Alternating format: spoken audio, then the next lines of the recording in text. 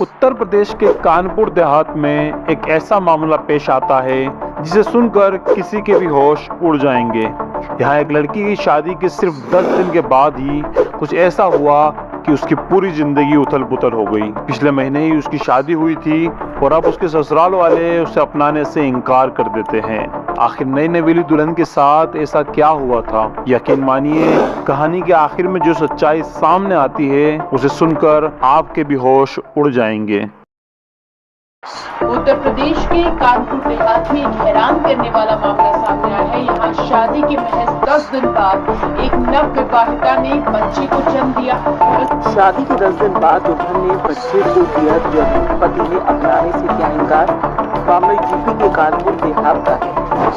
दुल्हन ने शादी के 10 दिन बाद एक बच्ची को जन्म दिया तो ससुराल से लेकर मायके तक का माहौल एकदम से मातम में पसर गया। कानपुर देहात में एक थाना लगता है, रुरा थाना, और ये कहानी इसी थाना क्षेत्र की है।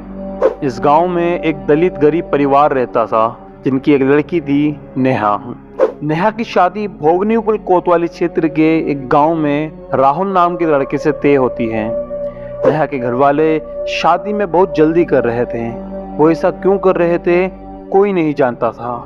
राहुल के घर वाले पहले तो मना कर देते हैं कि हम इतनी जल्दी शादी नहीं कर सकते, मगर फिर राहुल के फोर्स करने पर वे लोग मान जाते हैं। 15 मई 2023 को बड़े धूमधाम से राहुल और नेहा की शादी होती है, लेकिन पूरी शादी में नेहा के माता पिता बहुत घबराए हुए लग रहे थे। वहीं नेहा भी परेशान थी, लेकिन आखिर वो कौन सी बात थी जो नेहा को अंदर ही अंदर खाए जा रही थी। खैर, शादी हो जाती है। नेहा अपने ससुराल आ जाती है। राहुल नेहा को बहुत पसंद करता है। नेहा भी राहुल के साथ साथ पूरे ससुराल वालों का दिल जीत लेती है। नवविवाहित जोड़ा बहुत अच्छे से रहता है। 20 मई 2023 को नेहा के घर वाले उसे बकफेरे की रस्म के लिए अपने घर लेने आ जाते हैं। नेहा राहुल से जल्द ही लौटने का वादा करके अपने मायके चली जाती है। राहुल और नेहा फोन पर बात करने लगते हैं। सब कुछ बहुत अच्छा चल रहा था। तभी 25 मई 2023 को नेहा अपनी माँ को बताती है कि उसके पेट में बहुत दर्द हो रहा है। जब दर्द ज्यादा बढ़ने लगता है तो नेहा को वहाँ के प्राइवेट हॉस्पिटल में लाया जाता है। डॉक्टर नेहा का चेकअप करती है और बताती है कि ये प्रसव का दर्द है, क्या तुम अपनी दवाइयाँ नहीं ले रही हो?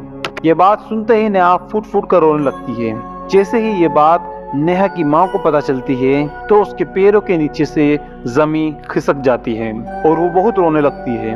डॉक्टर नेहा के माता पिता को कहती है कि आपने अपनी बेटी का ध्यान नहीं रखा, बच्चे की हालत बहुत खराब है, उससे कुछ भी हो सकता है। डॉक्टर फौरन ही नेहा की डिलीवरी का प्रोसेस शुरू कर देते हैं। थोड़ी ही देर बाद नेहा एक बेटी को जन्म देती है, लेकिन बेटी की हालत बहुत नाजुक होती है। नेहा के घर वाले नेहा की डिलीवरी की खबर बहुत छुपाने की कोशिश करते हैं, मगर यह खबर पूरे गांव में आग की तरह फैल जाती है और थोड़ी ही देर में नेहा के ससुराल में भी यह खबर पहुंच जाती है। राहुल तो जैसे मानो उसे काटो तो खून नहीं, वो आग बबूला हो जाता है। और गुस्सा होने की वजह भी थी, जिसकी पत्नी शादी के सिर्फ 10 दिन के बाद ही बच्चे को जन्म दे दे तो उसकी मानसिक स्थिति का कोई भी अंदाजा नहीं लगा सकता। वो उसी वक्त नेहा को कॉल करता है और बहुत कुछ सुनाता है। वो कहता है, अब मेरे घर आने की कोई जरूरत नहीं है, जाहिर है ये बच्चा मेरा तो नहीं है, अब जिसका ये बच्चा है उसी के पास इसे लेकर चली जाओ। वो उन दोनों को अपनाने से साफ इनकार कर देता है। नेहा बहुत रोने लगती है। उसे तो कुछ समझ ही नहीं आ रहा था कि वो करे तो क्या करे। नेहा इतने दुख, इतने परेशानियों में घिरी हुई थी कि उसके ऊपर और एक दर्द का पहाड़ टूट पड़ता है। नेहा की बच्ची, जिसकी तबीयत नाजुक बनी हुई थी, कुछ ही घंटों के बाद वो इस दुनिया को छोड़कर चली जाती है। जी हाँ, नेहा की बेटी नेहा की गोद में ही दम तोड़ देती है। नेहा के दर्द की कोई सीमा नहीं रहती है। उसने अभी थोड़ी देर पहले अपना पति, अपना ससुराल खोया था, अब वो अपने बेटी को भी खो देती है। लेकिन पूरा मामला क्या था? आखिर ये बच्ची किसकी थी? नेहा के साथ आखिर हुआ क्या था? आखिर नेहा ने ऐसे कौन से राज थे जो अपने अंदर छुपा रखे थे? नेहा, जिसकी पूरी दुनिया उजड़ गई थी, उसके पास मानो जीने की कोई वजह नहीं बची थी, लेकिन वो हिम्मत नहीं हारती है। वो अपने साथ हुए अन्याय पर इंसाफ के लिए कानून का दरवाजा खटखटाती है। 6 जून 2023 को नेहा पुलिस स्टेशन में एक FIR दर्ज कराती है और बताती है कि उसके साथ आखिर क्या हुआ था। और यकीन मानिए, उसके साथ जो दरिंदगी हुई थी उसे जानकर आपके भी रोंगटे खड़े हो जाएंगे। नेहा बताती है कि दरअसल कुछ महीने पहले एक बार जब नेहा के घर वाले शादी में कहीं बाहर गए हुए थे और नेहा घर में अकेली थी, तभी गांव में ही रहने वाले अरुण पाल और उसका भाई विनय पाल नेहा के घर में घुस जाते हैं और बड़ी बेरहमी से नेहा के साथ दुष्कर्म करते हैं। उसके बाद वो नेहा की अश्लील वीडियो भी बना लेते हैं और नेहा को यह धमकी देते हैं कि अगर तुमने ये बात किसी को भी बताई तो हम तुझे और तेरे माँ बाप और तेरा भाई जो दिल्ली में रहता है सबको मार डालेंगे। नेहा बहुत डर जाती है और अपने साथ हुई इस दरिंदगी के बारे में किसी को नहीं बताती है। लेकिन बात यहीं ख़त्म नहीं होती।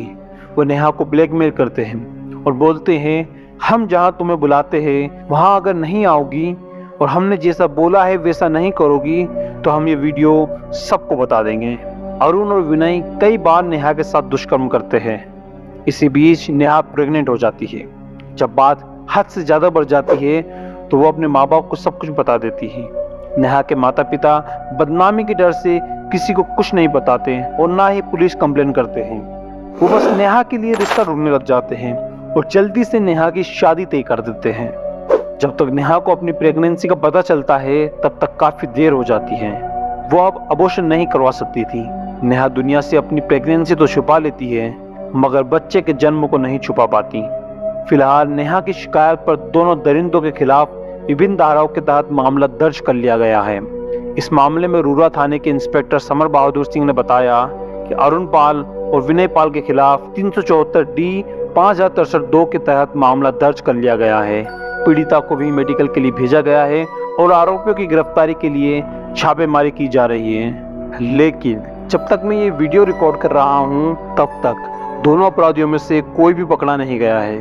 2021 की NCRB की रिपोर्ट के मुताबिक भारत में हर साल 30,000 से ज़्यादा रेप और दुष्कर्म के मामले दर्ज होते हैं। यानी हर दिन 86 और हर घंटे 3 से ज़्यादा रेप होते हैं। लेकिन ऐसा क्यों होता है? हमें और आपको इसके खिलाफ आवाज़ उठानी होगी।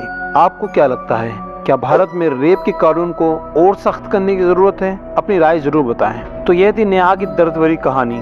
अब मेरा आपसे एक सवाल है कि नेहा के साथ तो गलत हुआ ही, लेकिन नेहा के पति राहुल के साथ जो हुआ वो सही था या गलत? और फिर राहुल ने जब नेहा को अपनाने से इनकार कर दिया तो उसने ये सही किया या गलत? आपकी क्या राय है? कमेंट में ज़रूर